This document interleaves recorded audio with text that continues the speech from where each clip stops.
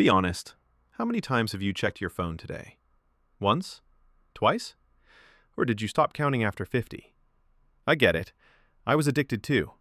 Scrolling for hours, convincing myself I was just taking a break, when really, my brain was fried, my focus gone, and my motivation missing.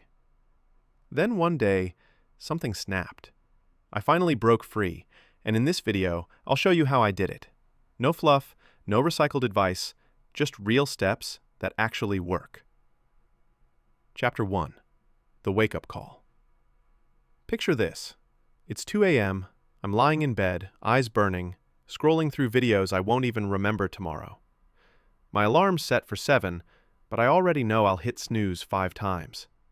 Sound familiar? That was my life. Every night. Then one morning, I checked my screen time. 7 hours a day. That's a full-time job. Except instead of getting paid, I was losing time, focus, and energy. I realized this wasn't a habit anymore. It was an addiction. My phone owned me. I woke up, checked notifications, scrolled, procrastinated, got stressed about everything I hadn't done, and then scrolled more to escape the stress. A perfect loop. The worst part? I thought I was in control, but I wasn't. So I made a decision. No more letting my phone dictate my life. I was going to take my time back. Chapter 2. Why Your Brain Loves Scrolling. Before I could fix it, I had to understand it. Your brain loves quick dopamine hits. Every scroll, every like, every funny video, ding, another tiny reward. Your brain thinks, this feels amazing, let's do it again. But dopamine isn't happiness, it's wanting. It makes you chase the next hit, without ever feeling satisfied. That's why one more video becomes 10, then 100. Suddenly, it's midnight. Social media companies know this. Infinite scroll, autoplay, notifications, they're all designed to keep you hooked. The more time you spend, the more money they make. It's not personal, it's business. The result? Your brain starts craving stimulation constantly. Reading a book feels hard. Focusing on work feels impossible, because slow things don't trigger those quick hits anymore. But here's the good news. You can retrain your brain. Once I understood how I was being manipulated, I made a plan to fight back. Chapter 3. Make your phone annoying. The first thing I did was make my phone boring. I turned the screen black and white. No more bright colors pulling my attention. Suddenly, apps looked dull, and that was the point. Then, I removed all social media apps from my home screen. If I wanted to check one, I had to search for it. That extra step made me stop and think, do I really need to do this right now? Most of the time, the answer was no. Next, I turned off every non-essential notification. No more random pings or pop-ups stealing my focus. My phone stopped calling for my attention every few minutes. I also started using Do Not Disturb for most of the day. The world didn't collapse. In fact, I felt calmer. And if something was truly important, people found a way to reach me. Then came the big one, deleting the worst offenders. TikTok? Gone. Twitter?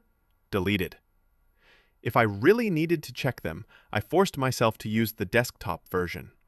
The friction alone made me lose interest. I cleared my home screen completely. Only essentials stayed. Messages, maps, notes. Every time I opened my phone, there was nothing fun to tap on. And just like that, the habit started fading. My phone went from a dopamine machine to a dull tool. And honestly, that's exactly what I needed. Chapter 4. Replace, don't remove. Here's something important. Quitting cold turkey rarely works. If you just delete your apps, your brain will crave the same dopamine it's used to. You'll either relapse or replace scrolling with something equally pointless. So instead of removing distractions, I replaced them.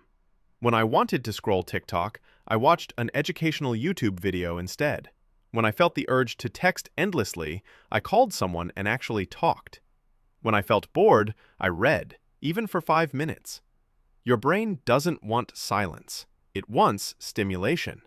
The trick is giving it better stimulation. Chapter 5. The 30-Day Challenge. Then came the real test. 30 days without mindless scrolling. Every time I caught myself doing it, I'd stop immediately and do something productive instead. The first week was rough. My brain was desperate for that hit of dopamine. But after 2 weeks, something changed. I started focusing again. My sleep improved. I actually felt happy. By the end of 30 days, I didn't even miss it. My brain had reset. Chapter 6. The Golden Rule. If there's one thing you take from this, let it be this. Control your phone, or it will control you. Set boundaries. Be intentional. Use your phone as a tool, not a toy. Here's your challenge. For the next 24 hours, track your screen time. Be honest with yourself. You might be shocked by what you find. I was spending 7 hours a day. 7. Now that time goes into things that actually move my life forward. Breaking free from your phone isn't about quitting technology. It's about reclaiming your attention. Every hour you give to your screen is an hour you don't get back. Imagine what you could achieve if you weren't constantly distracted. The skills you could build, the relationships you could strengthen, the goals you could finally chase. If you've made it this far, take it as your sign. Start today. Take small steps. Be patient with yourself. Breaking an addiction isn't easy, but it's worth it. You've got this. Now go. Live something real. The world's waiting outside your screen.